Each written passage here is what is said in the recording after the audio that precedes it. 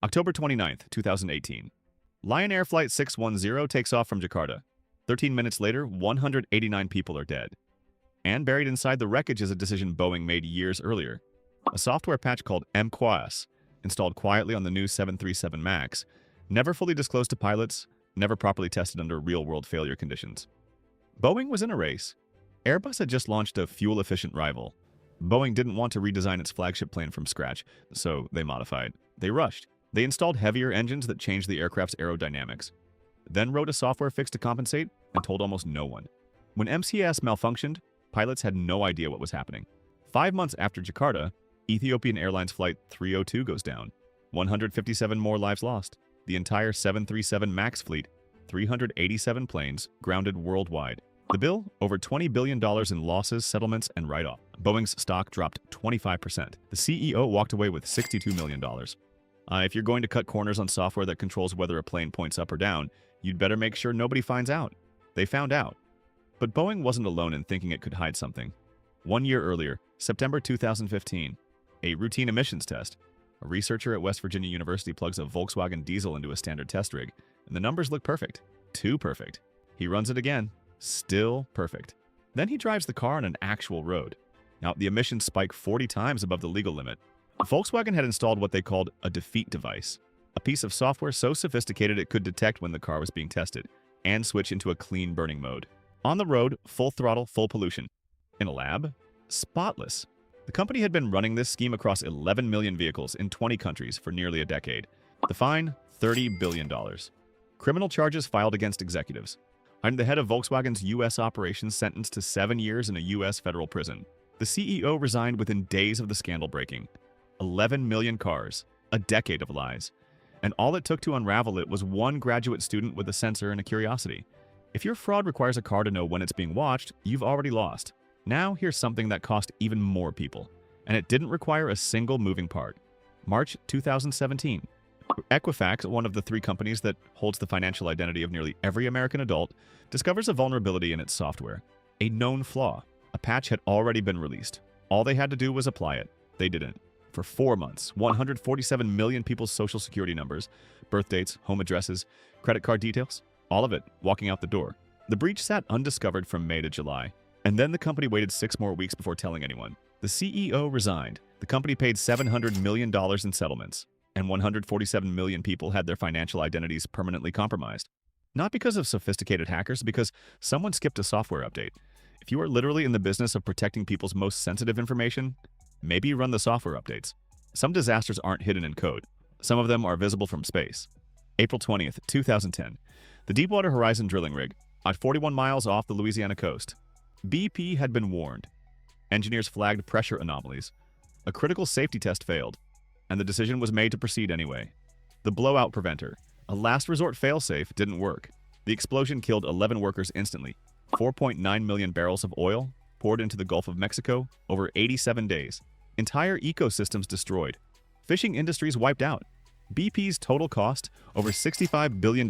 Fines, cleanup, settlements, civil and criminal penalties. The largest environmental disaster in U.S. history. But what if the danger doesn't come from machinery or code? And what if it comes from a quota? Wells Fargo, 2016. The bank had a sales culture so aggressive that employees were setting secret daily targets of 8 products per customer. Checking accounts, savings accounts, credit cards. 8. The term they used internally was 8 is great.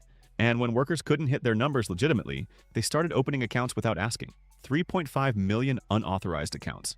Real customers hit with real fees. Credit scores damaged. Employees who raised concerns were fired. Some were fired for calling the ethics hotline. The company paid $3 billion in penalties. CEO John Stumpf, who had publicly blamed the scandal on individual employees, resigned, but kept $130 million in compensation. The branch managers knew. Senior leadership knew. And it ran for over a decade because the incentive structure made cheating easier than honesty.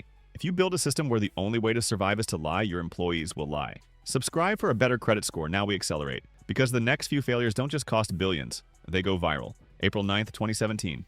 A United Airlines flight from Chicago to Louisville is fully booked. The airline needs to bump 4 passengers to make room for crew. 3 volunteers are found. The 4th isn't. Dr. David Dow, a 69-year-old physician, refuses to leave his seat. Security is called. He is physically dragged down the aisle, screaming, blood on his face. Someone films it. The video hits 100 million views in 48 hours. United's CEO initially backs the decision, calling Dow disruptive.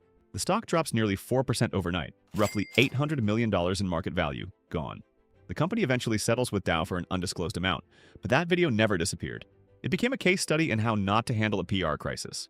Played in business schools, cited in boardrooms, a permanent exhibit in the Museum of Corporate Tone Deafness.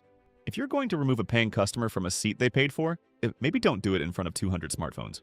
United survived, but the next one didn't. Target decides to expand into Canada. Fast. They acquire 124 Zeller store locations and begin converting them simultaneously. An expansion at a scale and speed that even seasoned retail executives called reckless. The IT systems were broken before the first store opened. Inventory data was wrong. Shelves sat empty. Prices were wrong. Items showed as in stock that didn't exist. Canadians who had heard for years how great Target was arrived and found nothing. Empty aisles, wrong prices, frustration. 2 years later, Target announced it was pulling out of Canada entirely. All 124 stores closed. 17,600 employees laid off. Total loss, $2 billion. The Canadian CEO resigned.